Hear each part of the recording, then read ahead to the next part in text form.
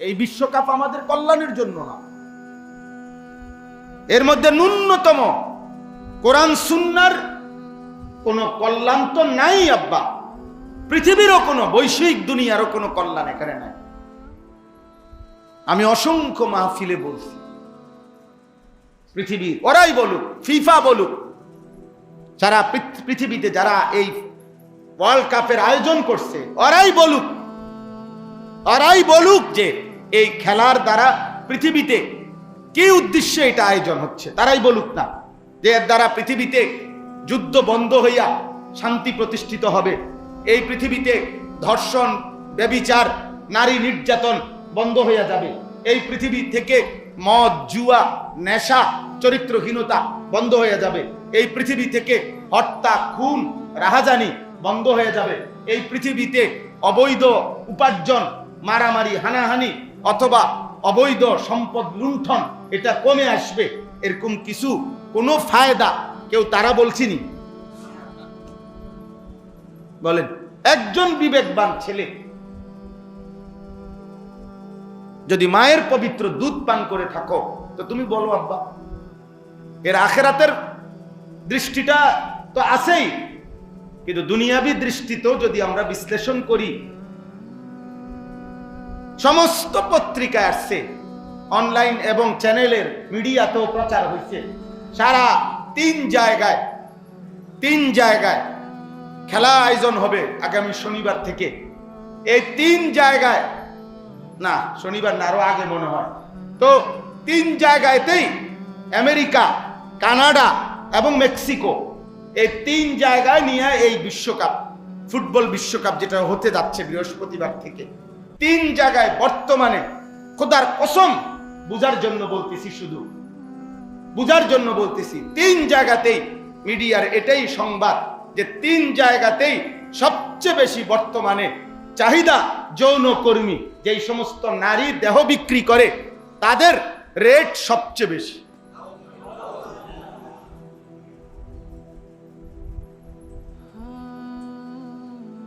হ্যাঁ, আমি সুনির্দিষ্টভাবেই বললাম, দেখেই বলছি, পত্রিকার খবর এবং মিডিয়ার খবর দেখেই বলছি। এর মানে কি আব্বা? এর মানে কি? হ্যাঁ, অতএব কি পরিমাণ মদের বোতল সরবরাহ হবে, কি পরিমাণ নারী সরবরাহ হবে,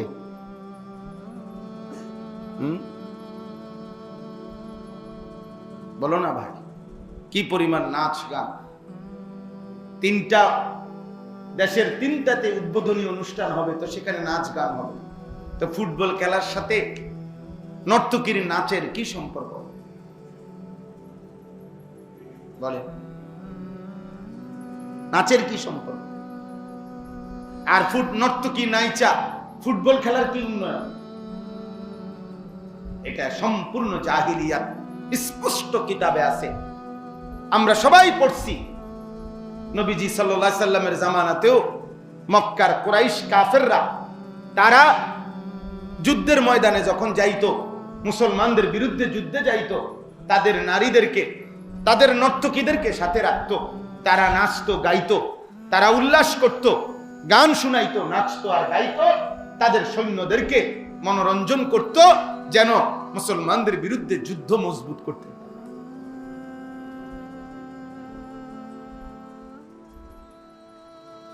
এজন্য ভাইয়া এটা বুঝো আব্বা, বুঝো, তোমরা যারা খেলোয়াড়দের জার্সি পড়েছ, গেঞ্জি, তোমরা নিজেকে স্পষ্ট দাঁড়িয়ে এখন বলো, এর দ্বারা তুমি নিজেকে কি পরিচয় দিতে চাচ্ছ? মুসলমান না ব্রাজিল? মুসলমান না আর্জেন্টিনা? বলো ভাই। হ্যাঁ, মনে করো হাসি দিয়া উড়াইয়া দিলা, অসুবিধা নাই, তোমার জন্য পৃথিবী থামবে না, আমার জন্য পৃথিবী থামবে না, কারো জন্যই না। ফেরাউনের মৃত্যুতেও সূর্যের কিছু হয়েছে না, আবার আব্দুল কাদের জিলানির মৃত্যুতেও সূর্যের কি হয় নাই? কিছু হয় নাই, সূর্য চলতেই থাকছে। সময় কি চলে, সময় কারো জন্যই থামে না, ইমানদার হোক আর নাফরমান, কারো জন্যই আটকাবে না। আমরা যারা মাগরিবের নামাজ জামাতে পড়ছি, আমাদেরও সূর্য ডুবছে। তোমরা যেসব নাফরমান মাগরিবের নামাজ পড়ো নাই, তোমাদেরও সূর্য ডুবছে। এখন তোমাদের রোদ না, তোমাদেরও সূর্য ডুবা। অতএব সময় চলমান, সময় তোমারে নিয়ে আমারে নিয়ে চলতেই আছে। কিন্তু এই কথা বুঝাইতে হবে, এই কথা বুঝতে হবে, এই কথা বুঝতে হবে। পৃথিবীর উন্নয়ন কি, আমার দেশের উন্নয়ন কি, এই লক্ষ লক্ষ কোটি কোটি টাকা আমাদের বাংলাদেশেই যা ব্যয় হচ্ছে এই খেলাকে কেন্দ্র করে, আমার দেশের রাষ্ট্রের অর্জন কি, আমাদের বাংলাদেশের কি কি লাভবান হবে তোমাদের এই যুবকদের এই উল্লাসের দ্বারা, বলো। দেশের সমৃদ্ধি কি এতে? আল্লাহ আমাদেরকে হেফাজত করো। এজন্য এটা স্পষ্ট, রাসূলুল্লাহ সাল্লাল্লাহু আলাইহি সাল্লাম বলছেন, আল্লাহর নবী বলছেন, যে ব্যক্তি যার সাদৃশ্য গ্রহণ করবে, খোদার কসম নবীজি বলছে ফাহুয়া মিনহুম, সে তাদেরই অন্তর্ভুক্ত হবে। নবীজি বলছেন আল মারউ মা'a মান আহাব্বা, যে যাকে ভালোবাসবে কিয়ামতের দিন সে তার সাথেই থাকবে। হাদিস শুনেন, চাচারা শুনলে খুশি হবেন। এই হাদিস যেদিন নবীজি বলছে, হযরত আনাস এই হাদিসের বর্ণনাকারী, হযরত আনাস রাদিয়াল্লাহু তাআলা আনহু, উনি বলছেন যে আল্লাহর কসম, ইসলাম গ্রহণ করার পর থেকে নবীজির সাথে আমরা সাহাবারা এর আগে আর কোনোদিন এত বেশি খুশি হই নাই। এই দিন যে পরিমাণ খুশি লাগছে যে নবী বলছে যে যাকে ভালোবাসে তার সাথে হাসরের ময়দানে থাকবে। হযরত আনাস বলেন, আমি চিৎকার করে পৃথিবীবাসীকে বলতে চাই, আমি আল্লাহকে ভালোবাসি, আমি আমার নবী মুহাম্মদ সাল্লাল্লাহু আলাইহি সাল্লামকে ভালোবাসি, আর অতএব আমি আশা করি আখিরাতে জান্নাতে আমি নবীর পাশেই থাকবো ইনশাআল্লাহ। এই কথা তিনি বলেন, এই কথা ভেবে আমরা সাহাবীরা খুশি হয়ে গেছি, খুশি হয়ে গেছি যে হ্যাঁ, যে নবীর সাথে জীবন কাটাইলাম দুনিয়ায়, ভালোবাসার বরকতে আশা করি আখিরাতেও ওনার সাথেই থাকবো।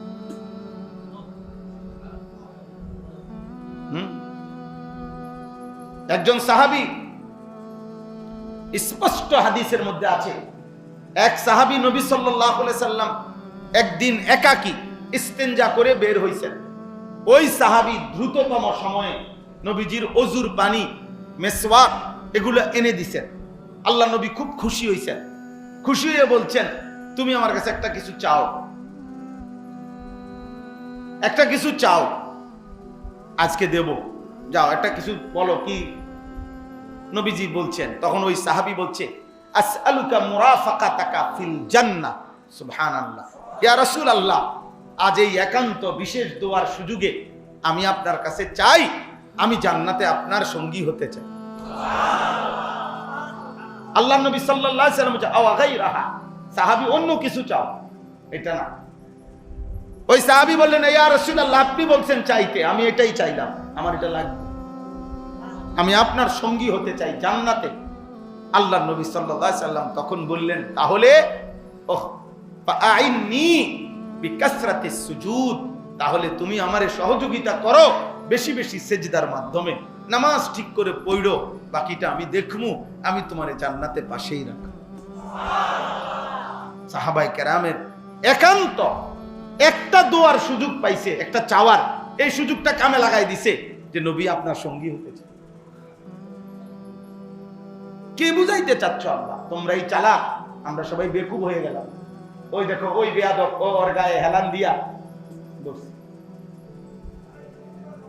মা, আপনারা দেখবেন, আপনারা যদি আপনাদের ছেলে, এই 200 ছেলে একসাথ করেন, ওদের চেহারা দেখলে, চুল দেখলে, ওদের নড়াচড়া দেখলে আফসোস লাগবে কোন বিবেক মানে, যাহা আমাদের সন্তান কি করছে, আমরা কোথায়, ইসলাম কোথায়, দিন কোথায়, কোরআন কোথায়, নবীর সুন্নাহ কোথায়, মুসলমানের বাপ কোথায়, মা কোথায়, পরিবার কোথায়, পারিবারিক বন্ধন কোথায়, বলেন।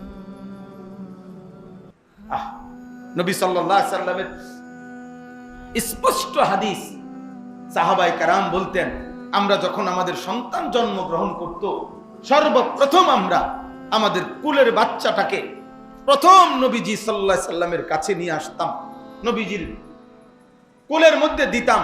আর আল্লাহ নবী প্রথম খেজুর কিংবা মধু দিয়ে সামান্য চাবাইয়া তিনি উনার থুতু মুবারক সহ ওই বাচ্চার মুখে দিয়ে দিতেন। আর আমরা খুশি হইতাম যে সন্তানের প্রথম থুতু লালা মুহাম্মদ আরবি সাল্লাল্লাহু আলাইহি সাল্লামের পবিত্র লালা।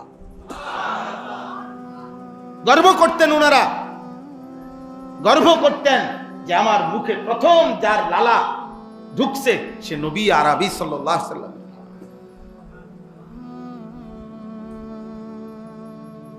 আপনারা এক জায়গা না, সব জায়গায় বলি।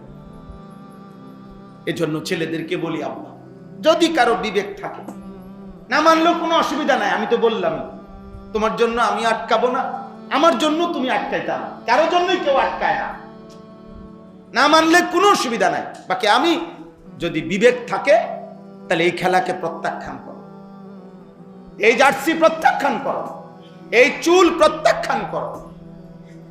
আল্লাহ নবী সাল্লাল্লাহু আলাইহি সাল্লামের স্পষ্ট হাদিস, নবীজি কসম আল্লাহ, নবীজি বলছেন এই চুল একদিকে বড় আরেক দিকে ছোট, একদিকে চুল আছে আরেক দিকে চুল নাই, এটা স্পষ্টভাবে আল্লাহ নবী নিষেধ করছেন।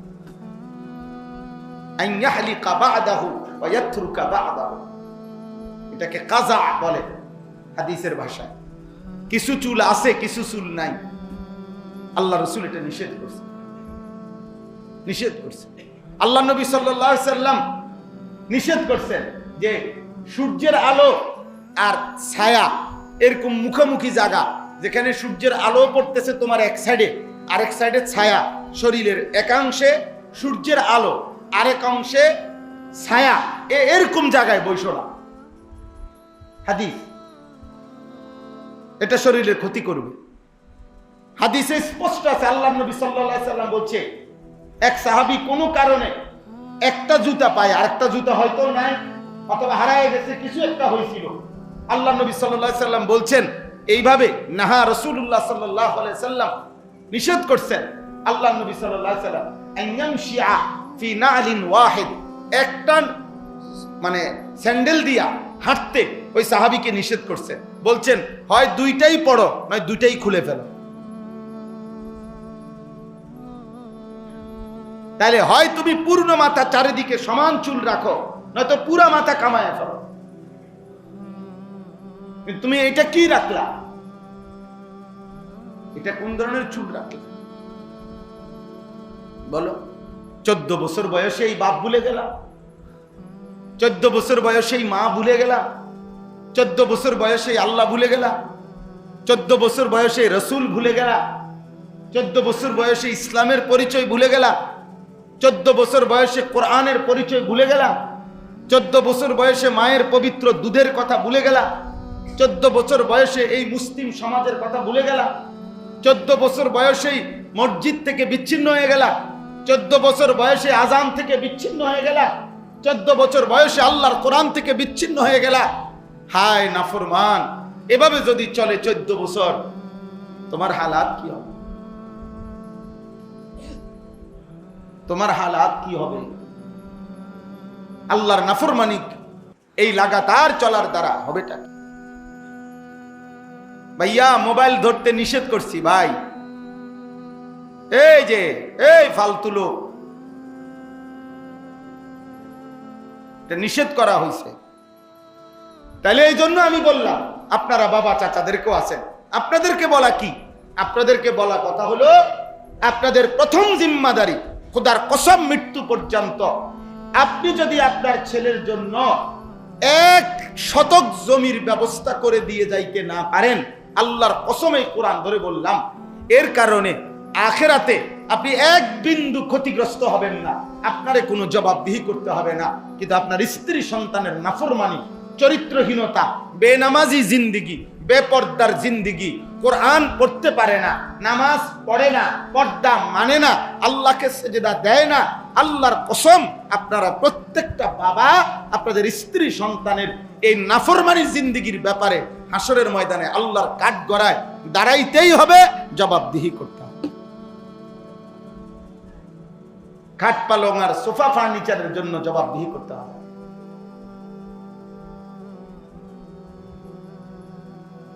কেউ বলবে না কিয়ামতে তুমি বাচ্চা থাকতে তোমার পুতের লেগে ঘর করে দিয়ে গেলে না কেন।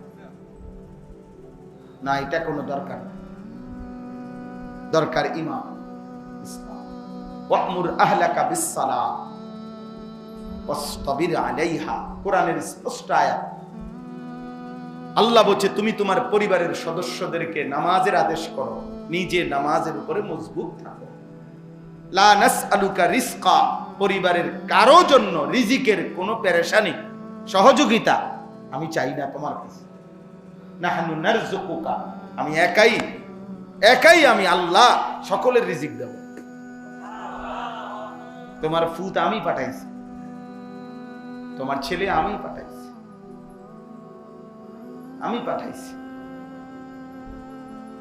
বুঝেন নাই কথা?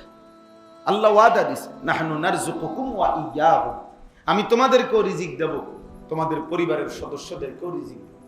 আর এই পৃথিবীতে মনে রাখবেন, রিজিক মানে শুধু ভাত তরকারি না। মানুষের জীবনে হায়াতে, দুনিয়ার হায়াতে আল্লাহর পক্ষ থেকে মানুষ যা কিছু পাচ্ছে সব রিজিক। সূর্যের আলো, চন্দ্রের আলো, রৌদ্র, বৃষ্টি, আগুন, পানি, হাসি, কান্না, স্ত্রী, ছেলে মেয়ে, ভাত, মাছ, চাল, ডাল, জমি, ফসল, খাদ্য, ঘুম, আহার, নিদ্রা, এক কথায় সব রিজিক। সব কি বলেন না? সব রিজিক। মানে আল্লাহ তাআলা যা দিচ্ছেন সবই কি রিজিক। আর আপনার যদি এমন হয় যে না, আমার এমন কিছু আছে যেটা আমি আল্লাহ ছাড়া অন্য কেউ দেয়, তো ঠিক আছে। এমন যদি আপনার থাকে তো থাকছে, আমার এমন নাই। আমার কাছে আমার জানা মতে আমার আল্লাহ দেয় না এমন কিছু আমার কাছে নাই। অন্যদের কাছে আছে কিনা সেটা সে বলতে পারে। কিন্তু আমরা কি মনে করি, আমাদের আল্লাহ ছাড়া আমাদেরকে যাররা পরিমাণ দেনেওয়ালা আর কেউ আছে? বলেন না, আর কেউ আছে? তো সেই আল্লাহকে ভুলে যাওয়া, সে আল্লাহর কোরআন ভুলে যাব কেন? সে আল্লাহকে ভুলে যাব কেন?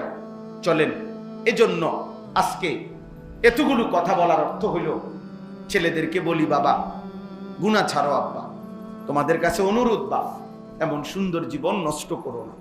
এই নারী, এই ছবি, এই জিনা, এই ব্যভিচার, এই অশ্লীলতা পূর্ণ, এই উল্লাস, এই নর্তকীর নাচ গান ওয়ালা এমন খেলা প্রত্যাখ্যান।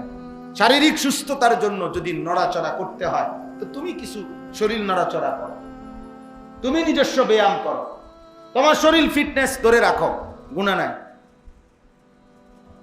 কোনো গুনাহ নাই। শুধু নামাজের ক্ষতি না হইলে, হারাম কোনো কিছুটার সাথে যুক্ত না হইলে শারীরিক নড়াচড়া জায়েজ আছে। বাকি এটার সাথে শরীয়তের কোনো কিছু কি হইতে পারবে না, খেলাফ হইতে পারে। নামাজ ছুটতে পারবে না, হালাল উপার্জন ছুটতে পারবে না, এবং হারাম কিছু যোগ হইতে পারবে। আমাদের খতিবে আজম মোনাজের জামান আল্লামা নুরুল ইসলাম অলিপুরি দামাত বারাকাতুহুমুল আলিয়া এই কয়েকদিন আগে স্পষ্ট এই ব্যাপারে বক্তব্য দিয়েছেন। হযরত এটা পরিষ্কার বুঝায় যে তিন জিনিস যদি না হয় তো স্বাভাবিক যে কোনো রকমের খেলাধুলা, নড়াচড়া, শারীরিক ব্যায়াম, কসরত জায়েজ আছে। এক নাম্বার হলো এর দ্বারা আমার দ্বীনের আখিরাতের ক্ষতি হইতে পারবে না, গুনাহ হইতে পারবে না। দুই নাম্বার হলো দুনিয়াবি হালাল প্রয়োজন। আপনি আপনার দোকান থুইয়া, ব্যবসা থুইয়া, চাকরি বাদ দিয়া, পড়ালেখা বাদ দিয়ে হাতে খেলে না, দুনিয়াবি হালাল যা প্রয়োজন এটারও ক্ষতি হইতে পারবে না।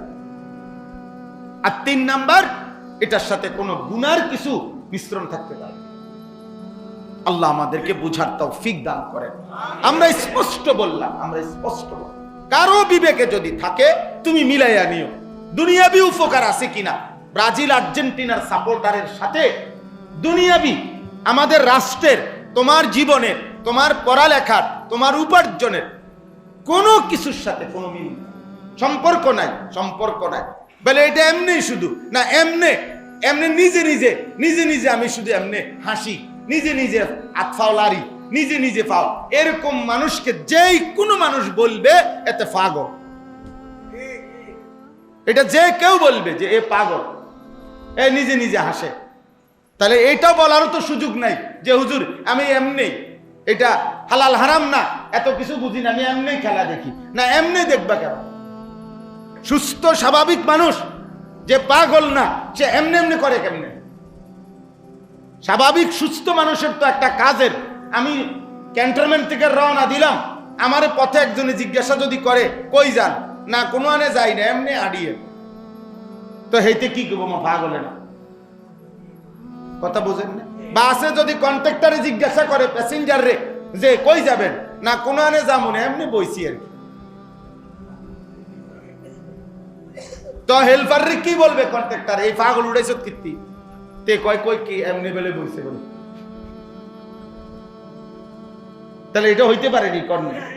তাইলে কি কারণ? আখিরাতের কোনো উন্নতি নাই, রাষ্ট্রের কোনো উন্নতি নাই, আমার ব্যক্তির জীবনের দুনিয়ার হায়াতেরও কোনো উপকার নাই, এমনি এমনি হওয়ারও কোনো কারণ নাই। তো কি কারণ হইতে পারে? আল্লাহ আমাদেরকে মাফ করে। আমরা গুনাহ ছাড়তে হবে, আমাদেরকে পাপ ছাড়তে হবে। দুনিয়ার ভালো থাকা, আখিরাতের ভালো থাকার জন্য অন্যতম জরুরি গুনাহমুক্ত জীবন। একজন মানুষের জীবনে তিনটি জিনিস মৌলিকভাবে জরুরি। কয়টি জিনিস বলেন? এই শেষ কথা আমার, এই আয়াতটা পড়ার জন্য এই তিনটা কথা বললেই মুখে আপনি শেষ। এক নাম্বার ঈমান, এক নাম্বার ঈমান। ঈমানবিহীন জীবন ব্যর্থ। যার ঈমান নাই ওই মানুষ পৃথিবী যদি 10-12 মালিক হয় তারপরও সে কি ব্যর্থ, সে কি ব্যর্থ। এক নাম্বার সফলতা, কামিয়াবি, কৃতকার্যতা, এর জন্য প্রথম জরুরি কি? ঈমান। ঈমান জরুরি। ঈমানবিহীন মানুষ ব্যর্থ। পৃথিবীর সমস্ত কাফের ব্যর্থ, পৃথিবীর সমস্ত মুশরিক ব্যর্থ, ব্যর্থ। এক। দুই নাম্বার তাকওয়া। দুই নাম্বার কি বলেন? তাকওয়া। তাকওয়া মানে কি? তাকওয়া মানে দুই কথা। এক, গুনাহ থেকে বেঁচে থাকা, আদেশ পালন করতে থাকা, আল্লাহ আল্লাহর রাসূলের নিষেধগুলো বর্জন করা, আল্লাহ আল্লাহর রাসূলের আদেশগুলো পালন করা, এটা আমাদের জীবন তাকওয়া। এখানে কোনো অফিস টাইম, বিরতি টাইম নাই।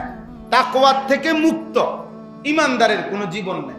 মানে এটা অফিস সিস্টেম না যে 8টা থেকে 4টা আমি আপনার অফিসের কর্মচারী, অতএব এই 8 ঘন্টা আমি, আপনি যা বলতেছেন আপনার অফিসের নিয়মে আমি চাকরি করলাম, 4টায় যখন ছুটি এবার আমি মুক্ত, স্বাধীন, এবার পরের দিন 8টা পর্যন্ত আপনার আর জানার দরকার নাই আমি কি করি, কি খাই, আমি হাসি না কাঁদি, আমি নাচি না গুঞ্জাই, আপনার দরকার নাই। আমারে আবার কালকে 8টা বাজে আপনি আমার অফিসে পাইলেই হইল না। ইসলাম এটাকে বলে না যে আল্লাহ এখন আমি মাগরিব পড়ছি, এসা পর্যন্ত মাঝখানের এই 1.5 ঘন্টা আপনার কোনো জানার দরকার নাই, আমি নাচি নইলে লাফাই, আমি হাসি নইলে কান্না করি, আপনার কোনো দরকার নাই। আমারে আবার এশার নামাজে পাইলেই চলবো। আবার এশার পরে ফজর পর্যন্ত মাঝখানের 8 ঘন্টা আপনার কোনো কাজ নাই, এরকম না। বরং একজন মুমিন, একজন ইমানদার 24 ঘন্টা একই নিয়মে চলবে, গুনাহ থেকে বাঁচবে, আল্লাহ আল্লাহ রাসূলের আদেশ পালন করবে। এটারে কি কয়? তাকওয়া। এটারে কি বলে বলেন? তাকওয়া। তাকওয়া, তাকওয়া। আল্লাহ আল্লাহ রাসূলের তরিকায় চলা, গুনাহ থেকে বেঁচে থাকা, ইবাদত করতে থাকা। কেউ পালন না করলেও এটাই সত্য, কেউ না মানলেও এটাই সত্য। 3 নাম্বার কইছি না 3টা কথা, 3 নাম্বার কথা হলো এই দ্বিতীয় কথার সংশোধনী, অর্থাৎ দ্বিতীয় বিষয়টার মধ্যে একটা ঝামেলা আছে। ঝামেলাটা হইল তাকওয়া আমার জীবনে জরুরি, মানে গুনাহ আমি করব না, আমল আমি ছাড়ব না। বলেন তো কি কইছি? গুনাহ আমি, আমল আমি, কিন্তু যত কিছুই বলি আমি, যত কেয়ারফুলি থাকি, আমার দ্বারা গুনাহ হবে, এটাই স্বাভাবিক। আমার আমল ছুটবে, ছুটবে, গুনাহ হবে, আমলও কি হবে? ছুটে যাবে। তা তাইলে এবার আমার করণীয় কি? এই 3 নাম্বার হলো ইস্তিগফার ও তাওবা। 3 নাম্বার কি? ইস্তিগফার ও তাওবা। আল্লাহ বলেন কোনো অসুবিধা নাই বান্দা, চলতে থাকো, হাঁটতে থাকো, হাঁটতে থাকো, যে যখনই পিছলা খাইয়া পড়বা, পিছলা খাইবাই তুমি, অসুবিধা নাই, আবার ঘুরে দাঁড়াও, আবার ঘুরে দাঁড়াও। তার মানে ইস্তেগফার ও তওবা করো। ইস্তেগফার, ইস্তেগফার ও তওবা মানে কি? ইস্তেগফার মানে হলো গুনাহ ছেড়ে দিয়ে মাফ চাওয়া। তওবা মানে হলো পুনরায় ইবাদত শুরু করে আল্লাহর কাছে ফিরে আসা। এটা বুঝতে হবে। গুনাহ ছেড়ে দিয়ে মাফ চাওয়া এটাকে বলে ইস্তেগফার, আর পুনরায় ইবাদত শুরু করে আল্লাহর কাছে ফিরে আসা এটাকে বলে কি? তওবা। বলেন তাহলে ইস্তেগফার কাকে বলে? বলেন গুনাহ ছেড়ে দিয়ে মাফ চাওয়া। বলেন এই কথাইটা বলেন, এটারে কি বলে? ইস্তেগফার। আর তওবা বলে কাকে? পুনরায় ইবাদত শুরু করে আল্লাহর কাছে কি করা? ফিরে আসা। যে ইবাদত শুরু করে সে আল্লাহর কাছে ফিরে আসে, আল্লাহর কাছে ফিরে আসে। এই জন্য বয়স্ক চাচাদেরকেও বলি, এ কথা জরুরি মনে রাখতে হবে যে কোন ব্যক্তি গুনাহ ছাড়ে নাই, গুনাহ ছাড়ে নাই, ইবাদত আবার শুরু করে নাই, এমনি শুধু বলতেছে আস্তাগফিরুল্লাহ আস্তাগফিরুল্লাহ ওয়া আতুবু ইলাই, এটা আপনি যত সুর দিয়েই কোন, যত চোখের পানি ফেলেই বলেন, যত লড়াচড়া কইরা ডুললে ডুললেই কোন, যত হুজুরের তালে তালেই বলেন, যত ফিসাবের তালে তালেই বলেন, যত বিরানির ফুটলার তালে তালেই বলেন, যত খিচুড়ির ড্যাগের তালে তালেই বলেন, এটা তাওবাতুল কাদ্দাবিন, এটা মিথ্যাবাদীর তওবা, মিথ্যাবাদীর তওবা, মিথ্যাবাদীর তওবা। এই লোক মিথ্যুক, মিথ্যুক, মিথ্যুক। তার আস্তাগফিরুল্লাহ মিথ্যা, তার আতুবু ইলাইহি মিথ্যা। কথা বুঝেন না? এটা কিতাবের কথা, এটা আউলিয়াদের কথা, এটা ওলামাদের কথা। আপনি সুদের টাকা সম্পূর্ণ আগের জায়গা, জেনে যেই টাকা এনে রয়ে গেছে, কিস্তি যেটা জেনে এটা রয়ে গেছে, বিড়ি পকেটে, হ্যাঁ টেলিভিশনে উনি গিয়েই আইসেও টেলিভিশন থেকে আবার গিয়েই বসবে টেলিভিশনে, মসজিদে ঢুকবার আগেও গালি দিয়ে আইছে, মসজিদে বাইরেও গালি দেয়, মাইজগেন দিয়ে কয় আস্তাগফিরুল্লাহ রাব্বি মিন কুল্লি দামবিন ওয়া আতুবু, ডোলে এমনে এমনে লড়ে, কিতেন লড়েন, বাটপার লড়েন, কিতেন কারে কোন? এই আস্তাগফিরুল্লাহ কারে? আল্লাহ বুঝছে না, হ্যাঁ ফেরেশতা এগুলো বুঝছে না। এটা আস্তাগফিরুল্লাহ, এমন আস্তাগফিরুল্লাহর উপরে আস্তাগফিরুল্লাহ, এমন আস্তাগফিরুল্লাহর উপরে কি? এমন তওবার উপরে তওবা। এটা বলে আর কি, এক বুজুর্গ ওনার পাশে হজে যাচ্ছেন, তো ওনার সাথে বিমানে আরেকজন হাজী সাহেব, দুজনের গায়ে এহরাম, তো ওই আল্লাহওয়ালাকে এই হাজী সাহেব ওনার গায়েও এহরাম করা, হজে যাচ্ছে। পরে উনি ওই বিমানের মহিলা যারা খাবার দেয়, বিমানবালা, এদের পোশাক আশাক কম, হ্যাঁ এরা সুন্দরী, তো এই হাজী সাহেব ওই আল্লাহওয়ালাকে বলতেছে, হজরত, পাকিস্তানের হজরত, করাচি হজরত যাকে বলে, ওনার ঘটনা আর কি উনি শুনাইছেন। তো এই হাজী সাহেব এহরাম পরা, উনি ওই মহিলাদের দিকে তাকায় তাকাইয়া হঠাৎ আফসুস করতে করতে বলতেছেন, হজরত আস্তাগফিরুল্লাহ আস্তাগফিরুল্লাহ, ইয়ে कैसा मंजर है, আস্তাগফিরুল্লাহ আস্তাগফিরুল্লাহ, হযরত এটা কি দৃশ্য, মহিলাগুলো এত বেপরদা।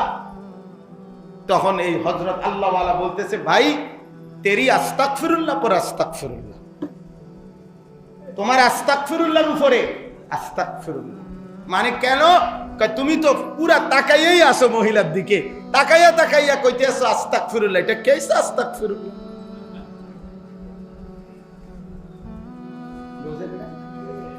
তো তুমি বললেন, আরে ভাই পহলে তো নজর হটাও ফির আস্তাগফিরুল্লাহ পড়ো। আগে তো কি করো? নজর হটাও, আরে আগে তো চোখ সরাও, এরপরে না কইবা কি আস্তাগফিরুল্লাহ। তুমি তো সাইয়া রয়েছে বেড়ির দিকে, তা আমনে যদি টেলিভিশনের দিকে সাইয়া সাইয়া এবারে কয় আস্তাগফিরুল্লাহ আস্তাগফিরুল্লাহ, কিও দুনিয়াটা কি শুরু হইল? কাকা কয় আস্তাগফিরুল্লাহ, আমনের এরকম আস্তাগফিরুল্লাহর উপরে আস্তাগফিরুল্লাহ, আমনের এই বিড়ি খাওয়াই না আস্তাগফিরুল্লাহর উপরে আস্তাগফিরুল্লাহ, আমনের এই সুদের আর কিস্তির টাকার উপরে পরে আস্তাগফিরুল্লাহ, এটার উপরে